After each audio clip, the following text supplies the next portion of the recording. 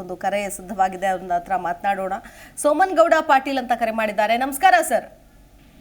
ನಮಸ್ಕಾರ ಮೇಡಮ್. ಹೇಳಿ ಸರ್, ಯಾರು ಗೆಲ್ತಾರೆ ವಿಜಯಪುರದಲ್ಲಿ ಈ ಬಾರಿ? ಯಾರು ಗೆಲ್ತಾರೆ ಅಂತ ಹೇಳೋದು, ಯಾರು ಗೆಲ್ಲಬಹುದು ಅಂತ, ಯಾರು ಗೆಲ್ಬಹುದು ನನ್ನ ಪ್ರಕಾರ ರಾಜು ಅಲ್ಗೂರ್ ಅವ್ರು ಗೆಲ್ಬೇಕು, ಕಾಂಗ್ರೆಸ್ ಅವರು.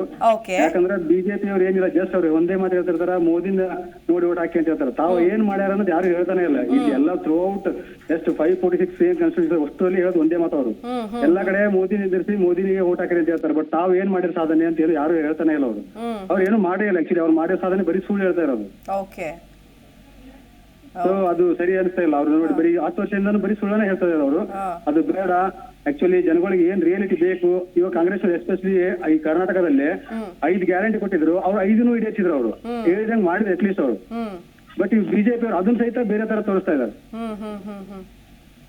ಓಕೆ, ರಮೇಶ್ ಜಿಗಜಿಣಗಿ ಅವರು 3 ಬಾರಿ ಗೆದ್ದು ಬಂದಿದ್ದಾರೆ. ಈಗ 4ನೇ ಬಾರಿ ಕೂಡ ಗೆಲ್ತೀನಿ ಅನ್ನೋ ವಿಶ್ವಾಸದಲ್ಲಿದ್ದಾರೆ. ಅಲ್ಲಿ ಕ್ಷೇತ್ರದ ಬಗ್ಗೆ, ಅವರು ಮಾಡಿರೋ ಅಭಿವೃದ್ಧಿ ಕಾರ್ಯಗಳ ಬಗ್ಗೆ ಏನ್ ಹೇಳ್ತೀರಿ ಸರ್?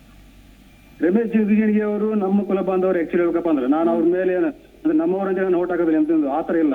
ಅಂದ್ರೆ ಪಾರ್ಟಿ ನೋಡಿ ಅಥವಾ ಮನುಷ್ಯರು ಏನ್ ಮಾಡಿದ್ರು, ಏನ್ ಡೆವಲಪ್ಮೆಂಟ್ ಮಾಡಿದ್ರು ನೋಡ್ಬೇಕು. ಇವಾಗ ಇವ್ರು ಹೇಳ್ತಾರ, ಯಾರು ರಿಸರ್ವೇಶನ್ ತೆಗಿದಿಲ್ಲ ಅಂತ ಹೇಳ್ತಾರೆ ಕಾಂಗ್ರೆಸ್ ಅವರು. ಬಟ್ ಅದೆಲ್ಲ ಏನಿಲ್ಲ. ಆಲ್ರೆಡಿ ಎಷ್ಟೋ ರಿಸರ್ವೇಶನ್ ತೆಗೆದಾಕಿದ್ದಾರೆ ಅವರು, ಬಿಜೆಪಿ ಅವರು. ಏನ್ ಗೊತ್ತಾ, ಈಗ ಎಷ್ಟೋ ಕಂಪನೀಸ್ ಎಲ್ಲ ಪ್ರೈವೇಟೈಸೇಷನ್ ಮಾಡಿದಾರೆ. ಅದ್ರ ಆಲ್ರೆಡಿ ರಿಸರ್ವೇಶನ್ ಹೋಗಿದೆ. ಅದು ಎಷ್ಟೋ ಗೊತ್ತೇನೆ ಇಲ್ಲ, ಗೊತ್ತಾಗ್ಲಾರ ಮಾಡ್ತಾ ಇದಾರೆ ಈ ತರ ಅವರೆಲ್ಲ. ಇದೇ ತರ ಸಂವಿಧಾನ ಹಂಗೆ ಅವ್ರು ರಿಮೂವ್ ಮಾಡ್ತಾರೆ ಸ್ಲೋ ಆಗಿ. ಅವ್ರನ್ನೇ ತಮ್ಮ ರೂಲ್ಸ್ ಏನಿದೆ ಅದನ್ನೇ ಇಂಪ್ಲಿಮೆಂಟ್ ಮಾಡ್ಕೊಂತ ಹೋಗ್ತಾ ಇದ್ದಾರೆ. ಸೊ ಹಂಗಾಗಿ ಕಾಂಗ್ರೆಸ್ ಬರಬೇಕು, ಬಿಜೆಪಿ ಹೋಗ್ಬೇಕು. ಸೊ ಒಟ್ಟಿನಲ್ಲಿ ಕಾಂಗ್ರೆಸ್ ಗೆಲ್ಲಬೇಕು ಅನ್ನೋ ನಿಮ್ಮ ಆಸೆ ಅಂತ ಹೇಳ್ತೀರಿ? Correct madam. ಆಕ್ಚುಲಿ ಅಂದ್ರೆ ಫುಲ್ ಬಡವರಿಗೆ ಅಥವಾ ಯಾರು ಇರ್ತಾರಲ್ಲ ಅವ್ರಿಗೆ ತಳಮಟ್ಟದ ಜನಗಳಿಗೆ ಅವ್ರು ಇಂಪ್ರೂವ್ ಆಗ್ಬೇಕಪ್ಪ ಅಂದ್ರೆ ಕಾಂಗ್ರೆಸ್ ಬೇಕು. ಓಕೆ ಸರ್, ಥ್ಯಾಂಕ್ ಯು ಕರೆ ಮಾಡಿದ್ದಕ್ಕಾಗಿ. ಮತ್ತೊಂದು ಕರೆ ಸಿದ್ಧವಾಗಿದೆ. ಹಲೋ, ನಮಸ್ಕಾರ. ಹಲೋ, ನಮಸ್ತೆ ಸರ್. ಹೇಳ್ಬೇಕು ಸರ್, ಯಾರು ಗೆಲ್ಬೇಕು, ಯಾರು ಗೆಲ್ತಾರೆ ಅಂತ ಹೇಳ್ತೀರಿ ವಿಜಯಪುರದಲ್ಲಿ? ಬೊಮ್ಮಾಯಿ ಅವ್ರು ಹಾವೇರಿಯಲ್ಲಿ ನಿಂತಿದ್ದಾರೆ ಸರ್. ನೀವೆಲ್ಲಿಂದ ಕರೆ ಮಾಡಿರೋದು? ಶಿಗ್ಗಾಂವ್. ಸೊ ಹಾವೇರಿಯಲ್ಲಿ ಬೊಮ್ಮಾಯಿ ಗೆಲ್ತಾರೆ ಅಂತ. ವಿಜಯಪುರದಲ್ಲಿ ರಮೇಶ್ ಜಿಗಜಿಣಗಿ ಇದ್ದಾರೆ ಬಿಜೆಪಿಯಿಂದ, ರಾಜು ಅಲ್ಗೂರ್ ಇದ್ದಾರೆ ಕಾಂಗ್ರೆಸ್ನಿಂದ. ಇಲ್ಲಿ ಯಾರು ಗೆಲ್ತಾರೆ ಅಂತ ಹೇಳ್ತೀರಿ?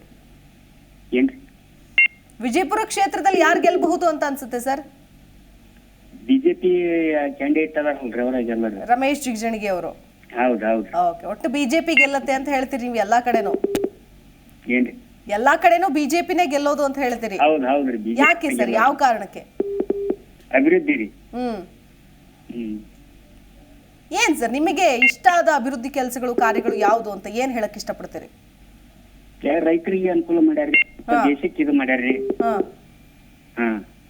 ಓಕೆ, ಏನ್ ಮಾಡಿದಾರೆ ಸರ್? ಯಾವ ತರದ ಸಹಾಯ ಆಗಿದೆ ಅಂತ? ಏನ್ರಿ, ರೈತರಿಗೆ PM ಕಿಸಾನ್ ಯೋಜನೆ, ಉಚಿತ ಇದರಿ ಅನಿಲ ಭಾಗ್ಯ. ಉಚಿತ ಭಾಗ್ಯ ಇವ್ರಲ್ವಾ ಕೊಟ್ಟಿರೋದು ಕಾಂಗ್ರೆಸ್ನವರು? ಇವ್ರಿ ಮತ್ತೆ ಉಚಿತ ಗ್ಯಾಸ್ ವಿತರಣೆ ಮಾಡಿದ್ರು.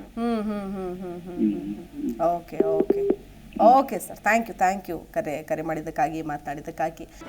ಜಿ ಕನ್ನಡ ನ್ಯೂಸ್ ಈಗ ನಿಮ್ಮ ಮನೆಯಲ್ಲೇ ನೋಡಿ.